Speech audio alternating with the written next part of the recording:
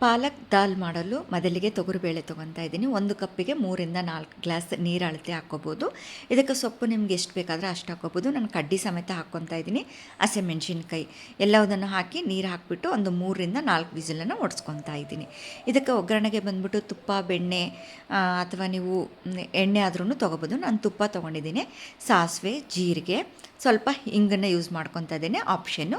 ಕರಿಬೇವು ಬೇಕಂದರೆ ಕರಿಬೇವು ಹಾಕ್ಕೋಬೋದು. ಬೆಳ್ಳುಳ್ಳಿ ಎಲ್ಲವುದು ಚೆನ್ನಾಗಿ ಬೆಂದ ನಂತರ ಒಲೆ ಆಫ್ ಮಾಡಿಬಿಟ್ಟು ಅರಿಶಿನ, ನಾನು ಪುಡಿ ಮಾಡಿ ಇಟ್ಕೊಂಡಿರುವಂಥ ಕರಿಬೇವಿನ ಪುಡಿನ ಹಾಕ್ಕೊಂಡು ಒಗ್ಗರಣೆನ ರೆಡಿ ಮಾಡಿ ಇಟ್ಕೊಂಡಿದ್ದೀನಿ. ಇವಾಗ ಸೊಪ್ಪು ಮತ್ತು ತೊಗರಿಬೇಳೆ ಎಲ್ಲ ಚೆನ್ನಾಗಿ ಬೆಂದಿದೆ. ಇದನ್ನು ಸಪ್ರೇಟ್ ಮಾಡ್ಕೊತಾ ಇದ್ದೀನಿ. ಇದನ್ನು ತವೆ ದಟ್ಸೋದು ಅಂತ ನಾವು ಕರಿತೀವಿ. ಮುದ್ದೆ ಹೇಗೆ ದಟ್ಸೋದಿರುತ್ತೆ ಆ ಥರ ಒಂದು ಪಾತ್ರೆಗೆ ಹಾಕ್ಕೊಂಡು ಎಲ್ಲವುದನ್ನು ಚೆನ್ನಾಗಿ ದಟ್ಸ್ಕೊತೀನಿ. ಅದಕ್ಕೆ ಹಳ್ಳುಪ್ಪು ಜಾಯಿನ್ ಮಾಡ್ಕೊಂಡಿದ್ದೀನಿ. ಇದನ್ನು ನೀರು ಸಪ್ರೇಟ್ ಮಾಡಿಕೊಂಡ್ರೆ ನಮಗೆ ದಟ್ಸೋಕ್ಕೆ ಈಸಿ ಆಗುತ್ತೆ.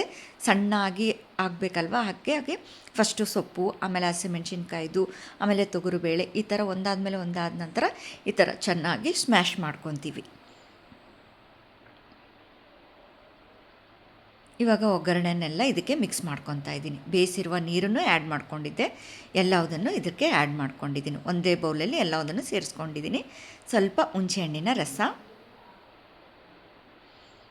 ಇವಾಗ ಒಂದು 5ರಿಂದ 10 ನಿಮಿಷ ಚೆನ್ನಾಗಿ ಕುದಿಸಬೇಕು. ಎಲ್ಲವುದು ಎಣ್ಣೆ, ಸೊಪ್ಪು, ಉಪ್ಪು, ಖಾರ ಮತ್ತು ಇವಾಗ ಸ್ವಲ್ಪ ಧನಿಯಾ ಪುಡಿ ಎಲ್ಲವುದನ್ನು ಕಲಿಸಿ ಸುಮಾರು ಒಂದು 10 ನಿಮಿಷ ಚೆನ್ನಾಗಿ ಕುದಿಸಬೇಕು. ಇದನ್ನು ಕುದಿ ಬರ್ತಾ ಇರುತ್ತೆ, ನಾವು ಕಲಿಸ್ತಾ ಇರಬೇಕು, ಇಲ್ಲಾಂದರೆ ಕೆಳಗಡೆ ಅಂಟ್ಕೊಂಡ್ಬಿಡುತ್ತೆ. ನಿಮಗೆ ಹದ ನೋಡ್ಕೋಬೋದು. ನಿಮಗೆ ನೀರಾಗಿರಬೇಕು ಅಂದರೆ ನೀರಾಗಿರ್ಬೋದು, ಇಲ್ಲ ನಮಗೆ ದಾಲ್ ಬಂದ್ಬಿಟ್ಟು ಗಟ್ಟಿಯಾಗಿ ನಾವು ಇಷ್ಟಪಡೋದು, ಸೊ ಹಾಗಾಗಿ ಗಟ್ಟಿ ಆಗೋವರೆಗೂ ಚೆನ್ನಾಗಿ ಕುದಿಸುತ್ತೇನೆ. ಇವಾಗ ಇದು ನನಗೆ ಸರಿ ಅನ್ನಿಸ್ತಾ ಇದೆ, ಅದಕ್ಕೆ ಸರ್ವಿಂಗ್ ಬೌಲಿಗೆ ತೊಗೊತಾ ಇದ್ದೀನಿ. ಇದರ ಮೇಲೆ ಒಂದು ಸ್ವಲ್ಪ ಕೊತ್ತಂಬರಿನ ಹಾಕ್ಕೊತಾ ಇದ್ದೀನಿ.